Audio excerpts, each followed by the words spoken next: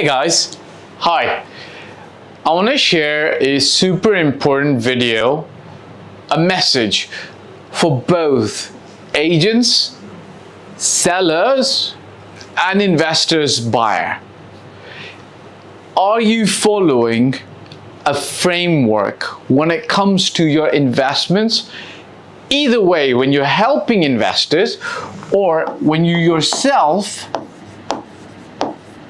are investing, okay? Now, critical video. I pray to God, Bismillah ar-Rahman ar-Rahim, that I'm able to actually get my point across to you, because if you can understand what I'm saying, it's going to be super important for you to be able to then get to a stage where you can actually start practicing this for your benefit, for your clients' benefits. And if you're an investor, then all your investments will start getting streamlined and you'll be able to invest better as well, okay?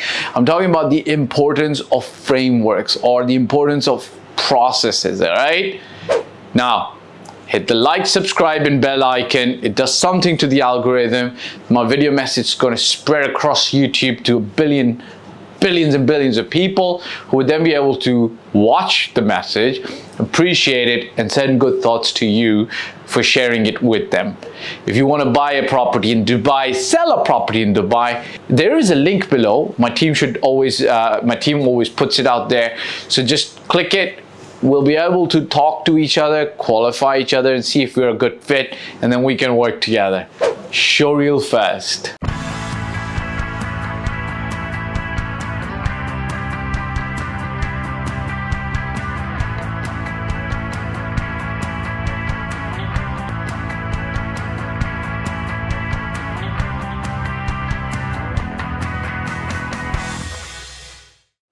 Hey, welcome back. So, what is the definition of a framework? Okay, let's just start with the basics, okay?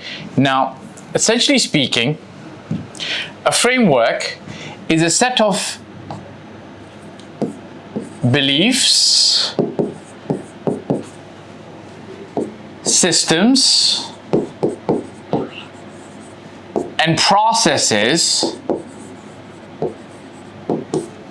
that guide and help you with the decision-making process at every stage, okay? So essentially speaking, what these do, they guide you with your decision making in every single stage, okay? I'm gonna give you an example. True story, but before I get to this story, I want you to understand, or I want you to think about one big organization that's very well known around the world that uses the power of frameworks, which is processes and systems, or systems and processes, to actually deliver a certain value. How about McDonald's, okay? So, McDonald's, okay? What does McDonald's do very well, Sangha? Provide fast food or food very quickly. Correct? Agree? Everybody agrees with that? Yeah? They provide you with food super fast, all right? What you also have to understand that beyond the food, or as with the food, they've got processes and systems and beliefs with regards to every single thing in that chain, okay? So it's not just about getting you the burger super fast, okay? Would you agree, Mr. Sanger, that McDonald's has a certain belief system around hygiene? Yeah? So would they tell all their employees that the nails should be cut in a certain way, a hairnet should be worn, the food should be delivered in a certain way with clean hands, and so on and so forth? So would you agree that they've got a certain standard with regards to hygiene? Yes? So hygiene is going to be super important for them, correct? I'm going to narrate a story to you guys, all right? This is 2009, 2008 maybe. There's a McDonald's in Pakistan as well, obviously. Obviously means like, yeah, there is one. So there's a McDonald's in Pakistan as well. And I clearly remember, for some odd reason, I was driving somewhere to somewhere in the morning from A to B. I was like, you know, just going somewhere. And, you know, I jumped out of the car. So I was in the car. And this was the big yellow McDonald's, and you know, I was going through the this should actually be yellow, okay, the golden arches, okay, and I was going through the drive-through, and for some odd reason I didn't go through the drive-through. I actually got the car parked. Somebody else was driving me, and I popped off in to actually grab a quick some kind of breakfast sandwich. And I clearly remember it was kind of like this. I was across the counter, and there was this nice young lady, and I said to her, sister, I'm in a super quick hurry. I'd really appreciate it, and I know that I could see the fast food outlet of McDonald's was empty. So I said, look, I'd really appreciate if you could give me the sandwich super fast, okay? Now back then, they used to have these styrofoam boxes, okay? With the M inside it, but the box was really sturdy, right? It wasn't paper, it wasn't really thin cardboard, it was styrofoam, okay? Do you know what styrofoam is, right? It's thick material, okay? So in there was my little burger, and the box was closed. So because I was rushing her and saying, please, quick, my car is waiting, I gotta go, she went like this, Sangha, right? She went like this, grabbed the sandwich and was about to give it to me, or I think was about to put it in the bag or something, and the box fell on the ground. But I could see it, that my sandwich in that styrofoam box was completely fine because the box never opened. So me being in a rush and a hurry, I said to her, I will still take that, because I could see the box never opened. So the food never actually touched the naked ground. So there was no bacteria. So for all the people who are going to say, yuck, ew, it was not a big deal. Guess what? We agreed that McDonald's has a certain standard. Okay, sorry. By the way, standards also come over here, okay? Standards also in a framework, okay? We agreed that McDonald's has a certain standard on hygiene and a certain belief system around hygiene, right? Right? So do you think that when I insisted I really want that burger because I'm in a rush, do you think that she gave it to me? Sangha? Do you think she gave it to me? She said, I cannot give it to you. Now, if it was any other mom and pop store, first of all, if they dropped the food on the floor and it never opened, they would make sure that I never saw it, right? They would try to hide it, like maybe you didn't see it, right? Who wants to do it again and who wants to wait? They'll come up with all sorts of excuses to give me that sandwich. Most of them, well, not all of them. But this young lady, because she had a certain hygiene standard to follow, she said, she really told me like with a smirk, like, you can beg, try, bribe all you want, but I ain't giving you that sandwich. If you still want it, wait, we're preparing another one and we'll give you another one. What choice did I have? Wait. I want the sandwich. Wait. Right? But because they were following a framework, the hygiene mattered. She did not cut corners. Okay? Because a framework is a standard, belief, systems, and processes that help you with the decision making. So what helped her make that decision in that moment in time, Sangha? Her standards. Food that's fallen on the ground is not given to nobody. Nobody eats it. Doesn't matter if it was still in the box and closed. Does that make sense?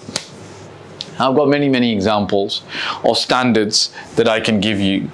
And this example of framework is from my mentor. Yeah, his name is Suleiman Ahmer. Okay, you can Google him. He's a very famous consultant in Pakistan, mentor and a consultant to billion-dollar entrepreneurs. Okay, and the person who brought this framework thing to me was him. Okay, like he really he teaches it in one of his courses. Okay, so frameworks are so important. Now my question to you is, as an agent, as an investor, as a seller, What framework are you using to come to the right way of doing your business? As an agent, are you making cold calls? Cold calls which are actually illegal in the UAE, are you making those? Yeah, are you fighting and backstabbing other agents? And you feel that that's the way that business needs to be done? What is your systems and framing? Are you putting on fake listings? I'm not looking down upon you. I'm just highlighting.